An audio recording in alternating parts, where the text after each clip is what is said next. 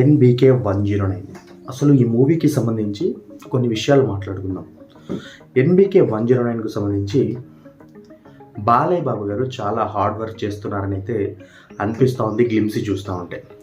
So మరి ప్రతి మూవీలోలానే బాలయ్య బాబు గారికి సంబంధించి ఈ మూవీలో 2 లుక్స్ ఉంటాయా, డ్యూయల్ రోలా, సింగిల్ రోలా, అసలు ఏంటి ఒక చిన్నపాటి క్లారిటీ కావాలని మీరందరూ అడుగుతూ ఉన్నారు.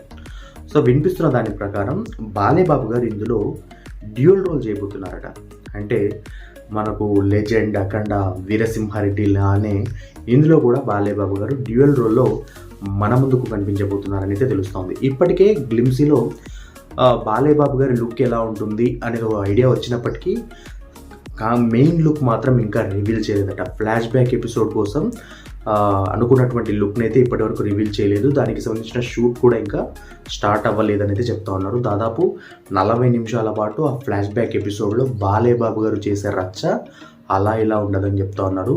సో ఫుల్ బియర్డ్తో బాలయ్య బాబు గారు మాస్ లుక్లో ఉంటారని అయితే తెలుస్తూ ఉంది. సో చూద్దాం, మరి ఆ లుక్ మాత్రం నెక్స్ట్ లెవెల్ రచ్చలేపుతుంది. గ్లిమ్సీలో వచ్చినటువంటి లుక్కే మనకు చాలా వరకు సాటిస్ఫై అయింది. అంటే ఫుల్ ఫ్లెడ్జ్డ్గా మనకు ఆ లుక్ని చూపించినప్పటికీ అందులో ఆ డార్క్ షేడ్ ఉంది కదా, మొత్తం నైట్ షూట్ ఆ ఫైర్లో మనకు ఫుల్ ఫ్లెడ్జ్డ్గా ఆ లుక్ని మనం చూడలేకపోయాం. జస్ట్ లైక్ మనకు సలార్ గ్లిమ్సీ వదిలినప్పుడు ఎలా అనిపించింది, ప్రభాస్ గారిని చూసి చూడనట్టు అనిపించింది కదా, అలానే ఇందులో బాలయ్య బాబు గారిని చూసి చూడనట్టే అనిపించింది గ్లిమ్సీలో కూడా. కాకపోతే మనకు ఎలా అనిపించింది అంటే అఖండలో ఫస్ట్ గెటప్ ఉంటుంది కదా, సో ఆ కైండ్ ఆఫ్ లుక్లా అనిపించింది నాకైతే. సో చూద్దాం, మరి నెక్స్ట్ ఏమైనా పోస్టర్స్ వచ్చినప్పుడు ఈ లుక్కి సంబంధించి ఇంకోసారి మాట్లాడుకుందాం.